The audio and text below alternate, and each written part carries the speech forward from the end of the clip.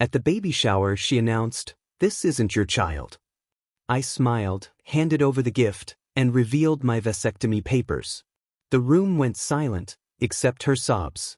Some moments change everything, and this was mine, carefully orchestrated after months of watching my wife lie to my face. I'd been married to Brooke for 8 years, and we'd been trying for a baby for the last 2 with mounting frustration and expensive fertility treatments that seemed to lead nowhere. I was reviewing quarterly reports at my accounting office when my phone buzzed with Brooke's call.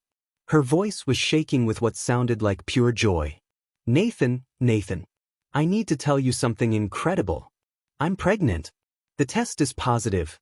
Actually, I took 3 tests and they're all positive. I felt my heart skip, then settle into something that should have been elation but felt strangely hollow. That's amazing, honey. I can't believe it.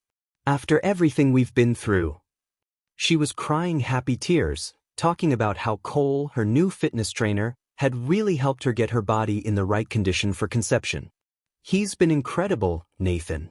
All those nutrition plans and workout routines, he said my body just needed the right support to make this happen. I'd never heard of this Cole before, which struck me as odd since Brooke usually told me about everyone at our gym.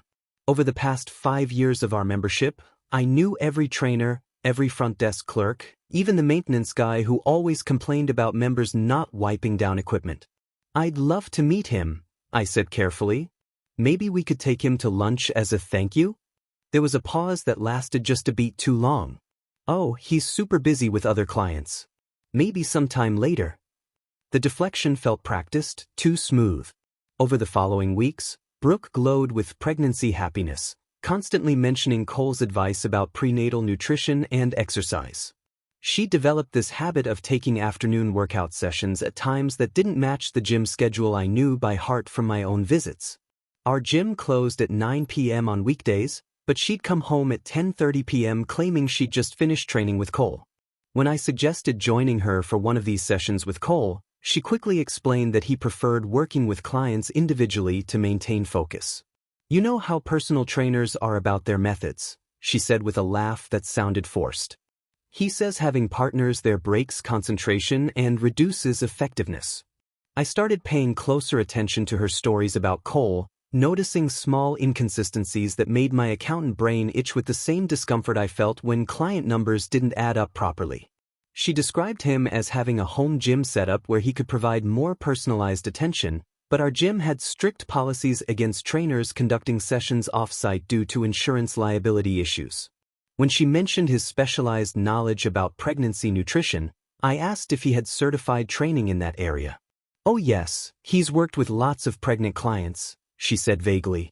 "He really understands the female body and what it needs during different phases." The way she talked about his understanding of her body made my stomach clench with an uneasiness I couldn't quite name yet.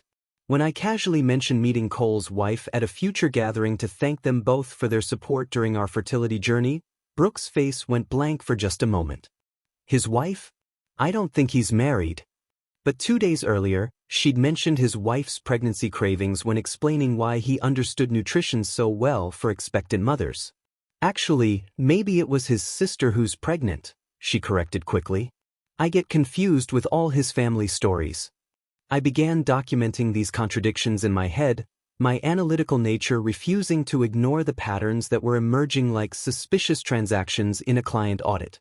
The appointment with Dr. Richardson was supposed to be routine, just updating my records for insurance purposes, but I had a different agenda. I sat in his office 3 days after Brooke's pregnancy announcement, my hands steady as I requested copies of all my medical files from the past decade. "Just want everything organized for our new family situation," I explained calmly. Dr. Richardson smiled and handed over the thick folder, completely unaware that he was providing me with the ammunition that would destroy my marriage. I drove to a coffee shop and opened the file with the methodical precision I used for complex audits. There it was, documented in clinical black and white. My vasectomy from 6 years ago, performed after we decided we weren't ready for children and wanted to focus on our careers first. The follow-up appointments were all there too, showing 0 sperm count in every test, the procedure completely successful. I stared at those numbers, 0, 0, 0, feeling a strange calm settle over me like the moment when a client's fraudulent books finally made sense. Brooke was 4 weeks pregnant according to her announcement, but I'd been shooting blanks for 6 years. The mathematical impossibility was so clear that even my most optimistic projections couldn't find a loophole. I spent the next week conducting my own investigation with the same thoroughness I brought to forensic accounting cases. Cole's social media profile revealed he wasn't a fitness trainer at all. He was a freelance personal chef who specialized in nutrition consultations and meal prep services. His Instagram showed him in various home kitchens, preparing elaborate meals and posting about his culinary philosophy. No gym equipment anywhere, just knife skills and plating techniques. The pieces clicked together with nauseating clarity. Brooke's afternoon workout sessions were actually intimate cooking lessons while I was downtown crunching numbers for clients who trusted me to find the truth in their finances. "How was your session with Cole today?" I asked that evening as she returned home at 6 p.m., earlier than usual. "Oh, really intense. He's got me doing these new core strengthening exercises that are supposed to be amazing for pregnancy."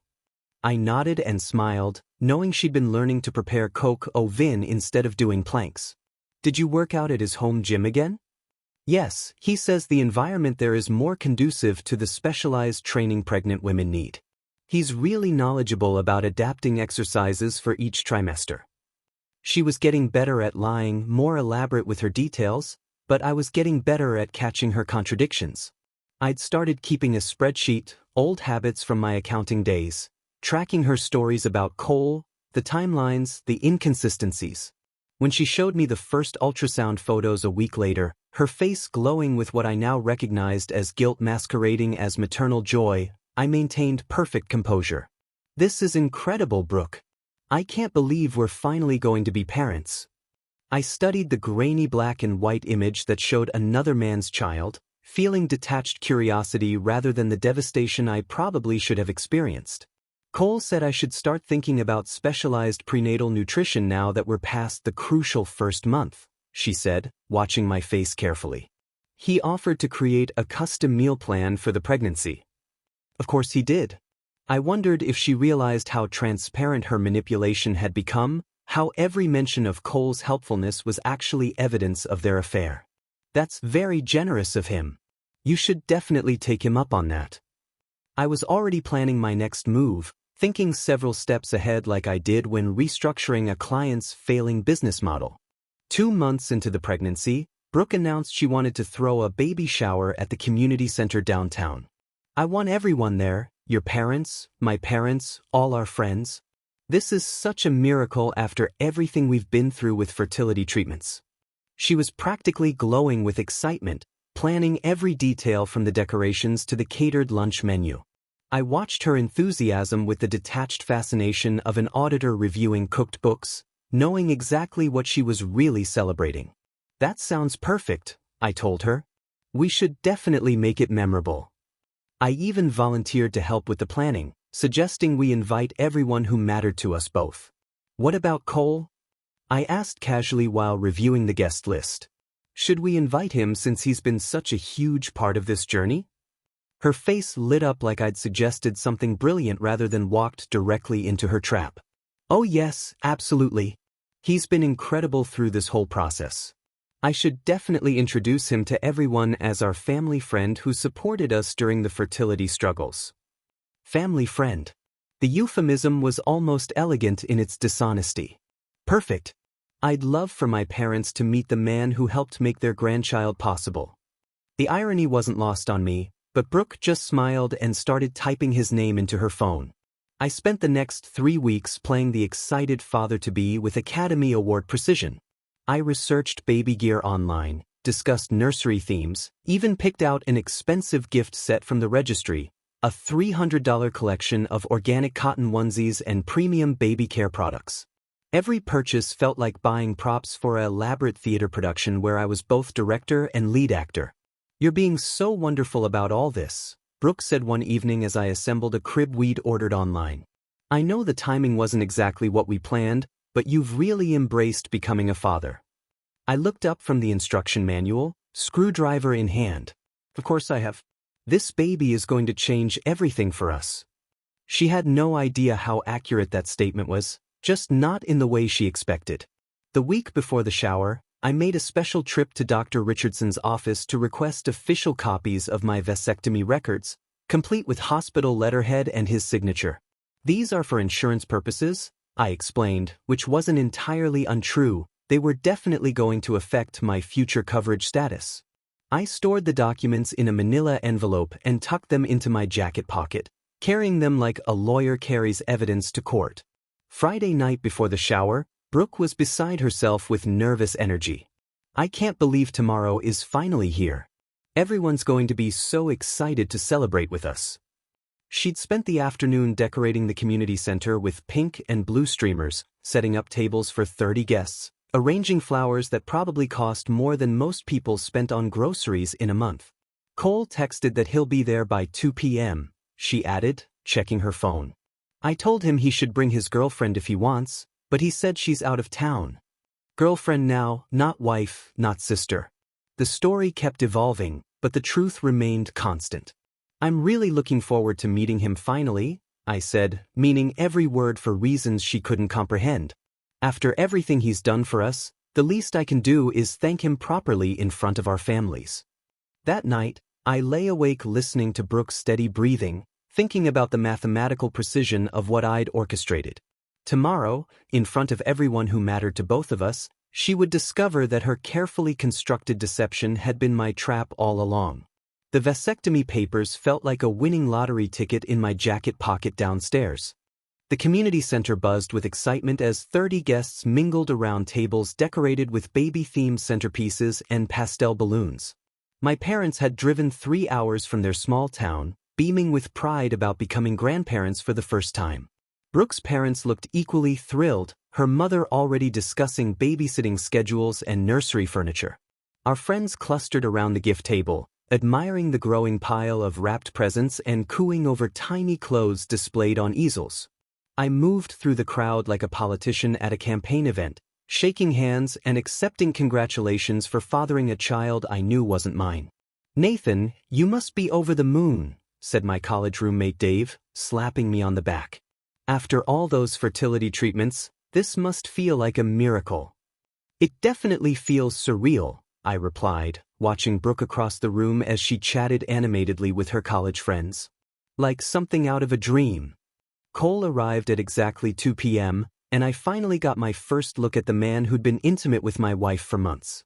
He was tall, athletic, probably late 20s with the kind of easy confidence that came from knowing women found him attractive.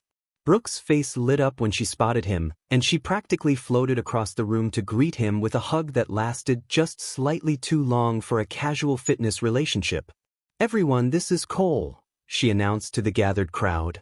He's the amazing trainer who helped us get my body ready for conception. I honestly don't think this pregnancy would have happened without his support and expertise. My mother immediately walked over to thank him personally, and I watched him shake hands with my father while Brooke beamed with pride. The irony of my parents expressing gratitude to the man who'd impregnated their daughter-in-law was almost poetic in its absurdity. We'd been opening gifts for about 30 minutes when Brooke suddenly stood up from her chair at the main table, her face pale and her hands trembling. The room gradually quieted as everyone noticed her distress, conversations trailing off as all eyes focused on the expectant mother. I have something I need to tell everyone, she said, her voice shaking with what sounded like genuine anguish. I've been keeping a terrible secret, and I can't live with the guilt anymore. The silence was absolute, 30 people holding their breath in anticipation of whatever confession was about to shatter the cheerful celebration. My parents leaned forward in their chairs, concern etched on their faces, while Brooke's mother reached out instinctively toward her daughter. This baby, Brooke continued, tears beginning to stream down her cheeks, this baby isn't Nathan's. I've been having an affair with Cole, and Nathan isn't the father. The room erupted in gasps and shocked murmurs, heads turning between Brooke, Cole, and me as the bomb she just dropped began to sink in. I could see my mother's face crumple with confusion and hurt, while my father's expression hardened into the disappointed anger I'd seen when he caught me lying as a teenager. Cole looked like he wanted to disappear through the floor, clearly unprepared for this public revelation of their relationship. But I just smiled. Calmly, deliberately, I reached for the expensive gift I'd purchased and placed it gently in front of Brooke. "Well, this is still for the baby," I said in a voice that carried clearly through the shocked silence. "Regardless of paternity, every child deserves good care." Then I reached into my jacket pocket and pulled out the manila envelope I'd been carrying like a secret weapon. "Since we're being honest with everyone today," I continued, opening the envelope and removing the official medical documents, "I should probably share something too. These are my vasectomy records from 6 years ago, including follow-up tests showing 0 sperm count." I held up the papers so everyone could see the hospital letterhead and Dr. Richardson's signature. "I've known this baby wasn't mine from the moment Brooke announced her pregnancy, because it's medically impossible for me to father children." The color drained from Brooke's face as the full scope of her miscalculation became clear. She'd expected to devastate me with her confession, to watch me crumble under the weight of betrayal and humiliation. Instead, she'd walked directly into a trap I'd been setting for months, and now she was the one standing exposed and vulnerable while I remained perfectly composed. "You knew," she whispered, her voice barely audible over the stunned silence of our families and friends. "I knew," I confirmed. "I've known everything, Brooke. About Cole being a chef, not a trainer. About your afternoon cooking lessons. About every lie you've told to cover up your affair." The room watched in frozen fascination as Brooke began sobbing uncontrollably, the weight of her public humiliation finally hitting her. She'd orchestrated her own downfall, confessing to a room full of people who now saw her as both an adulteress and a fool. The aftermath was swift and brutal. My mother was the first to move, standing up from her chair and walking directly to me with tears in her eyes. "Oh, honey," she said, wrapping me in the kind of protective hug mothers give when their children have been wounded. "I'm so sorry you've had to go through this alone." My father followed, placing a firm hand on my shoulder with the silent solidarity that meant more than any words could convey. Meanwhile, Brooke's parents sat frozen in their chairs, staring at their daughter with expressions of horror and disappointment that cut deeper than any screaming match could have. "Brooke, how could you do this?" her mother finally whispered. "How could you lie to everyone like this? To Nathan's parents? To us?" Brooke's father just shook his head slowly, looking like a man who'd discovered his investment portfolio was built on fraud. The social dynamics in the room shifted with the precision of a corporate restructuring. Friends who'd arrived excited to celebrate a pregnancy now clustered around me with sympathetic expressions, while others gathered near the gift table whispering among themselves about the scandal they'd just witnessed. Cole had backed himself against the wall near the emergency exit, clearly calculating his escape route, but Dave blocked his path with the protective instincts of a loyal friend. "So you're the trainer who's not actually a trainer," Dave said loudly enough for everyone to hear. "The guy who helped with fertility by sleeping with another man's wife." Cole's face flushed red as several other male friends moved closer, their body language making it clear that leaving wasn't going to be as simple as walking out the door. "Look, this isn't what anyone wanted," Cole stammered, his confidence evaporating under the hostile stares of 30 people who just watched him destroy a marriage. "Things just happened and—" "Things happened?" my father interrupted, his voice carrying the authority of a man who'd worked construction for 40 years and had no patience for weak excuses. "You mean you deliberately pursued a married woman and got her pregnant while her husband was paying for fertility treatments?" The room temperature seemed to drop as the full scope of the deception became clear to everyone present. This wasn't just adultery, it was calculated manipulation that had cost me thousands of dollars in medical bills for treatments that were never going to work. Brooke's college friends, who'd been taking selfies near the dessert table just minutes earlier, now stared at her with the kind of disgust usually reserved for people who cut in line or cheat on their taxes. "I can't believe you let Nathan pay for all those fertility doctors," one of them said, her voice thick with disapproval. "While you were sleeping with someone else. That's beyond horrible." The social media implications began dawning on several guests simultaneously. I could see them glancing at their phones, realizing they'd driven hours to attend what would become the most talked-about event in our social circle for years to come. Within minutes, this story would be spreading through text messages, Instagram posts, and Facebook updates, effectively ending Brooke's reputation in our tight-knit community where everyone knew everyone else's business. "Nathan," my mother said quietly, pulling me aside while the crowd continued to process the revelations, "have you already filed for divorce?" 2 weeks ago, I confirmed. My lawyer has everything documented, including today's public confession. Brooke will need to find somewhere else to live immediately. My mother nodded with the practical efficiency of a woman who'd managed family crises for decades. "Good. You can stay with us as long as you need while you sort everything out." Brooke overheard this exchange and looked up from her sobbing with desperate eyes. "Nathan, please. Can't we talk about this privately? This doesn't have to end our marriage. We can work through this." The audacity was breathtaking. She'd just publicly confessed to adultery and paternity fraud in front of both our families, and she still thought there was something to salvage. "There's nothing to work through, Brooke. You made your choice months ago when you started sleeping with Cole." I kept my voice calm and measured, the same tone I used when explaining bankruptcy proceedings to clients whose businesses had failed through their own poor decisions. "The only thing left to discuss is logistics." As guests began awkwardly gathering their coats and purses, clearly uncomfortable about whether to take their gifts or leave them behind, I realized that Brooke had given me the perfect ending to our marriage. Instead of a messy divorce with conflicting stories and he-said-she-said accusations, I had 30 witnesses to her confession and documentary evidence of her deception. She'd handed me everything I needed to walk away cleanly while she faced the social and financial consequences of her choices completely alone. My divorce attorney, Patricia Wells, called the baby shower confession the gift that keeps on giving from a legal perspective. When I walked into her office Monday morning with witness statements from 6 family members and photos of the medical documents I displayed, she practically rubbed her hands together with professional satisfaction. "Nathan, in 25 years of family law, I've never seen a case this straightforward.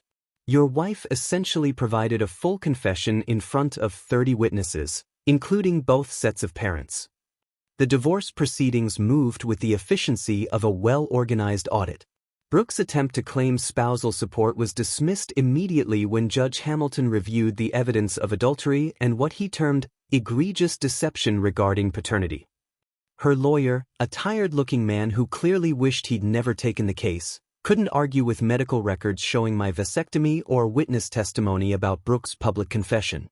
"Mrs. Peterson," the judge said during the final hearing, "you committed adultery, engaged in paternity fraud, and allowed your husband to spend thousands of dollars on fertility treatments while knowing he couldn't be the father. This court finds no basis for spousal support whatsoever. The house remained mine since I'd purchased it 2 years before our marriage with money inherited from my grandfather. My retirement accounts, built through years of careful investing and compound growth, stayed untouched. Even my emergency fund of $12,000 remained intact, money I'd earmarked for future fertility treatments that would never be necessary." Brooke walked away with her personal belongings and the legal obligation to explain her situation to potential landlords who would inevitably ask why a pregnant woman needed housing immediately. Meanwhile, Cole discovered that reputation mattered more than he'd realized in the personal chef business. Word spread quickly through our city's social networks, and his client base evaporated faster than water on hot pavement. The wealthy families who hired personal chefs valued discretion and moral character, not men who seduced married women while pretending to be fitness trainers. His carefully curated Instagram account, once full of beautifully plated meals and glowing client testimonials, became a liability as comment sections filled with people sharing the baby shower story. "Heard you specialize in more than just meal prep," read one comment that had over 200 likes. Another user posted, "Maybe stick to cooking food instead of cooking marriages," with crying laughing emojis that made his professional image crumble in real time. Within 6 weeks, Cole had quietly left town, abandoning his lease and his business while owing money to several vendors who'd provided equipment for his culinary ventures. I heard through mutual connections that he'd moved to Portland, trying to rebuild his reputation in a city where nobody knew about the baby shower incident. Brooke's parents, initially supportive despite their shock, gradually withdrew their assistance as the full scope of her deception became clear. Her mother discovered that Brooke had been lying about the fertility treatments too. "I'd paid for them, But Brooke had never actually attended most of the appointments, instead using the time for her affairs with Cole. When her father calculated that she'd wasted over $8,000 of my money on fake medical visits while conducting her affair, his disappointment transformed into something approaching disgust. "We raised you better than this," her father told her during what would be their last conversation for months. "You didn't just cheat on Nathan. You stole from him, lied to us, and humiliated our entire family in public. That baby shower will be talked about for years." The financial reality hit Brooke quickly and harshly. Without my $78,000 annual salary supporting her lifestyle, she couldn't afford rent on any decent apartment in our area. Her job at the marketing firm barely covered basic expenses, and pregnancy complications forced her to take unpaid leave earlier than expected. She moved into a studio apartment 40 minutes from downtown, trading her BMW lease for a used Honda that her sister helped her finance at an interest rate that made me wince sympathetically when I heard about it later. The contrast between her old life and new circumstances was stark enough that mutual friends mentioned it in hushed, almost pitying tones. "She's working at that call center part-time now," one former friend told me at the grocery store. "Looks exhausted every time I see her. The baby's due in 2 months, and she's still completely alone." I felt no satisfaction in her struggles, just the quiet relief of someone who'd escaped a burning building before the roof collapsed. The fertility treatments she'd sabotaged would have cost me another $15,000 over the next year. The child support for another man's baby would have been $800 monthly for 18 years. Her deception had actually saved me from financial obligations that would have totaled over $180,000, making her betrayal the most expensive mistake she'd ever made and the most profitable discovery of my adult life. 6 months after the divorce was finalized, I was living a completely different life that felt like stepping out of a cramped office into fresh air. The house that had once echoed with Brooke's constant demands for expensive dinners and designer purchases now hosted friends for barbecues and game nights where everyone contributed something and nobody expected to be entertained like royalty. I'd taken that European vacation I'd been postponing for years, spending 2 weeks exploring financial markets in London and Amsterdam while enjoying the kind of spontaneous freedom that comes from only having to account for your own expenses. My savings account, no longer depleted by fertility treatments and luxury lifestyle maintenance, had grown substantially enough that I'd started researching investment properties as potential rental income streams. The weight of constant financial stress had lifted so completely that I'd forgotten how exhausting it had been to budget around someone else's irresponsible spending habits. When I ran into Brooke at the coffee shop downtown on a rainy Tuesday morning, the contrast between our situations was immediately apparent. She was visibly pregnant now, probably 8 months along, carrying herself with the careful movements of someone whose body had been through significant changes. Her hair was pulled back in a messy ponytail, and she wore the kind of practical clothing that prioritized comfort over appearance, a dramatic shift from the designer outfits she'd once considered essential for grocery store trips. I was ordering my usual medium roast when I heard her voice behind me. "Nathan?" I turned to see her sitting alone at a corner table, a half-empty decaf latte and what looked like job applications spread in front of her. "Hi, Brooke. How are you doing?" The question felt automatically polite rather than genuinely curious, the same tone I'd use with a former coworker I'd encountered unexpectedly. "I'm okay," she said, though everything about her appearance suggested otherwise. "Getting ready for the baby, you know. Cole left town about 3 months ago. Said he wasn't ready for the responsibility of fatherhood." She spoke matter-of-factly, but I could hear the exhaustion underneath the words. "I'm sorry to hear that. That must be difficult." "Yeah, well, I guess I learned what kind of person he really was.